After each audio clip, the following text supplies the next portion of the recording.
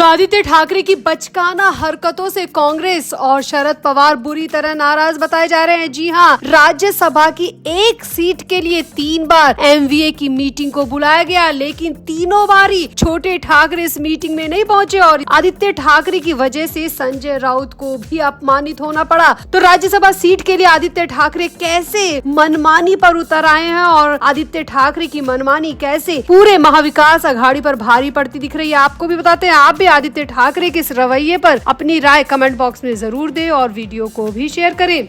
तो ये तो आप सभी को पता है कि महाराष्ट्र से 7 राज्यसभा सीट के लिए नॉमिनेशन होने हैं। 6 सीट पहले से कंफर्म है कि वो महायुति के हिस्से ही जाएगी और 1 सीट महाविकास अघाड़ी के हिस्से आई है। महाविकास अघाड़ी यानी कि जिसमें उद्धव ठाकरे की पार्टी है, कांग्रेस पार्टी है और साथ ही साथ शरद पवार की भी पार्टी है और इन तीनों पार्टियों के लिए सिर्फ 1 राज्यसभा सीट है। और इसी सीट को लेकर अब खींचतान इतनी ज्यादा बढ़ गई है कि यहाँ पर क्लैश साफ साफ दिखाई दे रहा है। पहले जहां पर उद्धव ठाकरे और कांग्रेस एक साथ खड़े दिखाई दे रहे थे, वहीं उद्धव ठाकरे के बेटे आदित्य ठाकरे की हरकतों से कांग्रेस ने भी उद्धव ठाकरे से पल्ला झाड़ लिया है। सिर्फ कांग्रेस ही नहीं बल्कि शरद पवार की पार्टी भी आदित्य ठाकरे के नखरों से, आदित्य ठाकरे की मनमानियों से खासी तंग नजर आ रही है। दरअसल उद्धव ठाकरे के बेटे आदित्य ठाकरे की तरफ से राज्यसभा चुनाव को लेकर अपना रुख एक बार फिर से स्पष्ट किया गया है। सहयोगी दलों एनसीपी और कांग्रेस के दावों को खारिज करते हुए आदित्य ठाकरे ने कहा कि संख्यात्मक बल को देखते हुए राज्यसभा सीट हमारी है। अब जहां पर इसी पार्टी के संजय राउत भी चाहते थे कि राज्यसभा में शरद पवार को वापस भेजा जाए, लेकिन आदित्य ठाकरे की मनमानी की वजह से, आदित्य ठाकरे के आक्रामक रुख की वजह से संजय राउत को भी यहां पर अपनी बात से यू टर्न लेना पड़ा। यानी कि पूरे महाराष्ट्र के सामने, जनता के सामने और मीडिया के सामने संजय राउत को भी कहना पड़ा कि वो नहीं चाहते कि शरद पवार को वापस राज्यसभा में भेजा जाए, जबकि संजय राउत एक बार बयान दे चुके थे कि शरद पवार को राज्यसभा में भेजा जाए। लेकिन आदित्य ठाकरे की मनमानियों के आगे संजय राउत को भी यहाँ पर अपमान का घूंट पीकर रहना पड़ा।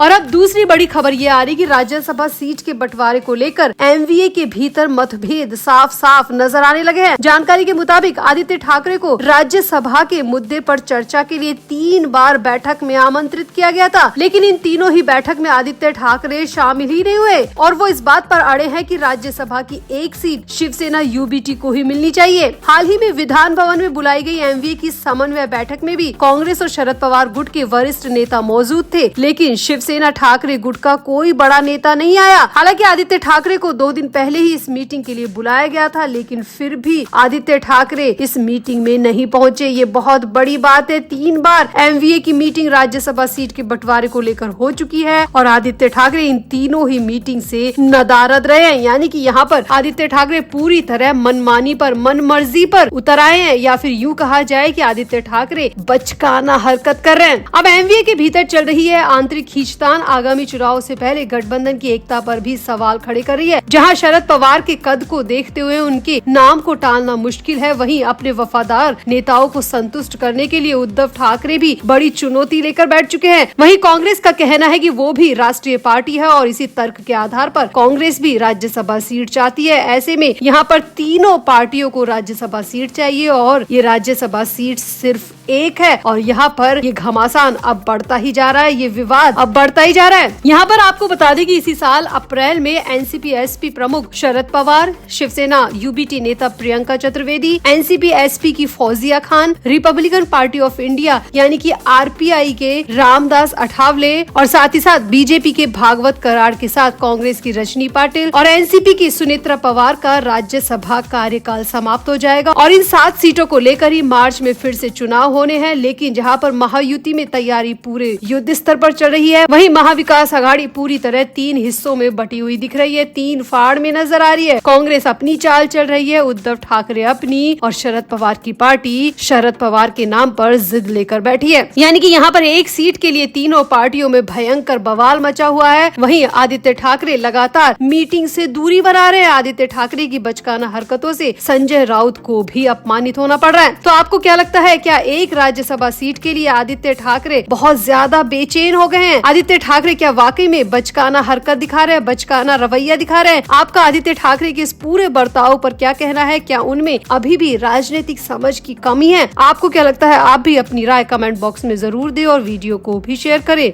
तो महाराष्ट्र में अगले कुछ दिनों में होने वाले राज्यसभा और विधान परिषद के चुनावों के लिए महाराष्ट्र के दो दिग्गज नेताओं को कांग्रेस के सहारे की जरूरत पड़ रही है, लेकिन इन दोनों की ही मदद करने के बावजूद खुद कांग्रेस के हाथ कुछ नहीं आएगा। और इसी छटपटाहट की वजह से कांग्रेस ने अब उद्धव ठाकरे को अपने खेमे में कर लिया है और शरद पवार को अकेले छोड़ दिया है। जी हाँ, यही खबर महाराष्ट्र से निकलकर सामने आ रही है। दरअसल महाराष्ट्र में राज्यसभा की 7 सीटों के चुनाव 16 मार्च को होने वाले हैं। इसमें सिर्फ एक सीट विपक्षी गठबंधन के खाते में आनी है और इसके लिए 1 अनार 3 बीमार वाली कंडीशन यहाँ पर दिखाई दे रही है। विपक्ष के हिस्से में आने वाली इस एक सीट के लिए इन दिनों प्रमुखता से शरद पवार का नाम चल रहा है। उनकी बेटी और लोकसभा सदस्य सुप्रिया सुले उन्हें फिर से राज्यसभा भेजने के लिए एड़ी चोटी का जोर लगा रही है। वो लगातार कांग्रेस के केंद्रीय नेतृत्व से भी बातचीत कर रही है। वहीं दूसरी तरफ उद्धव ठाकरे की पार्टी से भी उनकी बातचीत चल रही है, क्योंकि उद्धव ठाकरे की पार्टी भी चाहती है कि उनके ही नेता को राज्यसभा में भेजा जाए। लेकिन यहाँ पर मामला ये भी सामने आ रहा है कि सुप्रिया सुले इसी को लेकर उद्धव ठाकरे से मीटिंग करने वाली थी। सुप्रिया सुले और जयंत पाटिल का उद्धव के घर पर मीटिंग को लेकर सब कुछ तय था, लेकिन ये मीटिंग ऐन वक्त पर रद्द कर दी गई। सामने आ रहा है कि सुप्रिया सुले उद्धव ठाकरे के साथ एक सौदा करने वाली थी और इस डील के मुताबिक इसी साल मई में होने वाले विधान परिषद चुनाव में उद्धव ठाकरे को फिर से उच्च सदन में भेजने को लेकर ये डील हो सकती थी। डील के मुताबिक सुप्रिया सुले उद्धव ठाकरे से कहती कि आप अभी राज्यसभा के लिए शरद पवार की मदद कीजिए और मई में हम आपके लिए सपोर्ट लेकर खड़े रहेंगे। अब ये मीटिंग पहले से तय थी। इस मीटिंग में जयंत पाटिल और सुप्रिया सुले को उद्धव ठाकरे के घर पहुंचना था, लेकिन मीटिंग से ऐन वक्त पहले ही उद्धव ठाकरे ने इस मीटिंग को कैंसिल कर दिया। जी हाँ, यही बड़ी खबर मुंबई मीडिया के हवाले से आ रही है। उद्धव ठाकरे ने सुप्रिया सुले और जयंत पाटिल के साथ होने वाली मीटिंग को ऐन वक्त पर रद्द कर दिया और इसके पीछे की जो बड़ी वजह सामने आ रही है वो है कांग्रेस के एक बड़े नेता का फोन कॉल उद्धव ठाकरे को आना और इसी फोन कॉल के बाद उद्धव ठाकरे ने इस मीटिंग को कैंसिल कर दिया। मुंबई मीडिया के मुताबिक उद्धव ठाकरे को दिल्ली से एक बड़े कांग्रेस नेता का फोन कॉल आया और उसी के बाद उद्धव ठाकरे ने इस मीटिंग को कैंसिल करने का फैसला लिया। सामने आ रहा है कि खुद राहुल गांधी ने ही उद्धव ठाकरे को फोन किया था। हालांकि इसकी आधिकारिक जानकारी नहीं है, लेकिन मीडिया में राहुल गांधी का ही नाम चल रहा है कि राहुल गांधी ने ही उद्धव ठाकरे को फोन किया और उद्धव ठाकरे को समझाया कि अभी शरद पवार को राज्यसभा भेजने का कोई फायदा नहीं है। यहाँ पर सामने आ रहा है कि कांग्रेस की तरफ से उद्धव पर दबाव बनाया गया कि वो राज्यसभा के लिए शरद पवार को सपोर्ट ना करे, क्योंकि कांग्रेस अच्छी तरह जानती है कि अगर उन्होंने शरद पवार की मदद की तो ये निस्वार्थ मदद होगी, क्योंकि इस मदद के बदले उन्हें कुछ भी नहीं मिलने वाला, क्योंकि राज्यसभा का दूसरा उम्मीदवार जिताने की क्षमता महाविकास अघाड़ी के तीनों दलों में है ही नहीं। और अगर शरद पवार राज्यसभा चले गए तो कांग्रेस के हाथ कुछ नहीं आने वाला।